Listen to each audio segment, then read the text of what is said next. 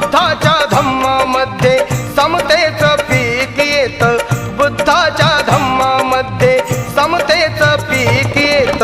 प्रज्ञाशील करुणेनं जीवनाचं सोनं होत, प्रज्ञाशील करुणेनं जीवनाचं सोनं होत.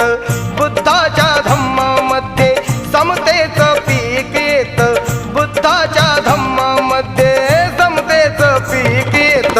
प्रज्ञाशील करुणेनं जीवनाचं सोनं होत, प्रज्ञाशील करुणेनं जीवनाचं सोनं होत.